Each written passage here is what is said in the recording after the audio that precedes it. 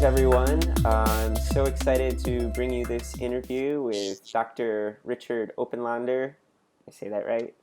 Oppenlander? You did? Yeah, it's perfect. And he is the author of two books and the director of a nonprofit. We will put these links in the information section. His first book, which I read that just blew me away, is called Comfortably Unaware. And it's around how our eating choices are essentially destroying our environment, our habitat, our air quality, our water quality, our soil quality, our health as humans, many indigenous cultures, and a number of other really important things that are going on in the world around our food production system. There's so much I could say, but I think we'll just jump straight into asking questions. And I hope that after this interview, you will feel compelled, if you haven't read his books, to read them and to check out his websites and to spread this message because it's vitally important for humans everywhere. And the difficulty really lies in the fact that those of influence are affected by politics and money because there's I mean worldwide it's nearly $500 billion are being supported just in subsidies alone to the meat and dairy and fishing industries, but also by their own cultural bias. I mean, those of influence are subjected to their own cultural influences in the sense that they themselves eat meat and dairy and fish. So it's very difficult for them to see the need to move beyond that. And also, none of them really understand the timelines. I mean, I've been writing quite a bit to a number of different resources in California because of the water crisis there. And, as we know, there have been restrictions placed in California, and they're in their fourth year of one of the worst droughts in history. But the focus is on completely the wrong factions. I mean, they're on the wrong factors. And so, for instance, when they're asking people to eliminate or diminish their exterior water use, or maybe drop down to a minute or two less in the shower, I mean, that's going to drop their daily consumption down to 2 or 3 gallons, per minute that they're using it. But if they just stopped eating all meat and dairy, they'd reduce their consumption per day by 1,000 to 1,500 gallons, and they just don't get that.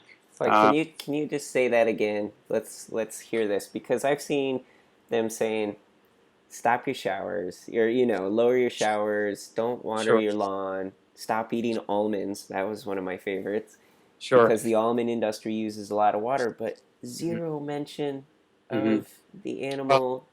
Yeah. let's look at this figure alone. California has somewhat taken over the dairy industry from Wisconsin. I mean, Wisconsin people wouldn't want me to say that, but in a way, I've spoken in Wisconsin. I say that's a good thing, because you don't want to, in a few years from now, you don't want to be associated with the dairy industry for a number of reasons. So in California, they have planted about 900,000. It used to be over a million, but they've planted about 900,000 acres of alfalfa. And each of those acres, each single acre of those 900,000 needs irrigation. Excuse me. And they get irrigation at the tune of about 1 million to 2 million gallons per acre. So that's 1 million to 2 million gallons an acre times 900,000 acres each year. 75 to 80% of that alfalfa is given to the dairy industry.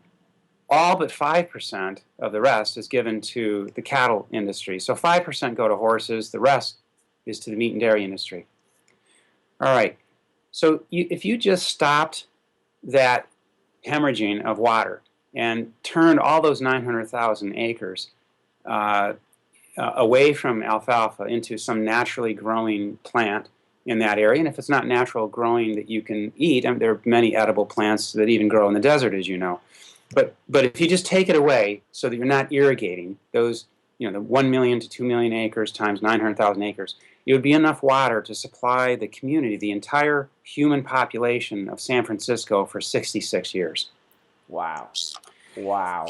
And so And what you just asked for me to rephrase or to state again is that they're focusing, while that's occurring, they're focusing on uh, low low low input toilets, and especially dropping the water usage for toothbrushing and for showering, as you mentioned. And for every minute you drop your showering, the average shower might be 8 minutes, 7 8 minutes. It requires about 16 to 18 gallons. But if you drop your shower usage down to, the use of water down to, say, or the time by 1 or 2 minutes, which most people are trying to do, and the state of California is advocating, well, you'll save about 2 gallons to 4 gallons of water per day.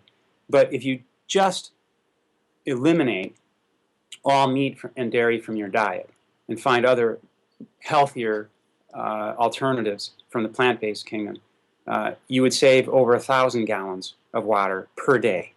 And so you can see the enormous effect that would have, but also the enormous chasm or gap that's generated right now by the politicians and advocates for a change in water consumption that are not taking into consideration diet and food choice. Yeah, on so many levels, I feel like our government's failing us, but that's another conversation. Well, not really. I mean, they are failing us, but I mean, if you think about it, what I said earlier, they're driven by their need to stay in office, Yeah, and so it's a political loser right now for them yeah, to make a. It won't be soon. yeah. I mean, I'm predicting by the year 2030, when these timelines we're talking about, and we can review those timelines at any point in time. I think they're important to know by everyone. But once these timelines become revealed in a greater manner to politicians, they'll start losing their job if they're not advocating a change in food choice to plant-based systems.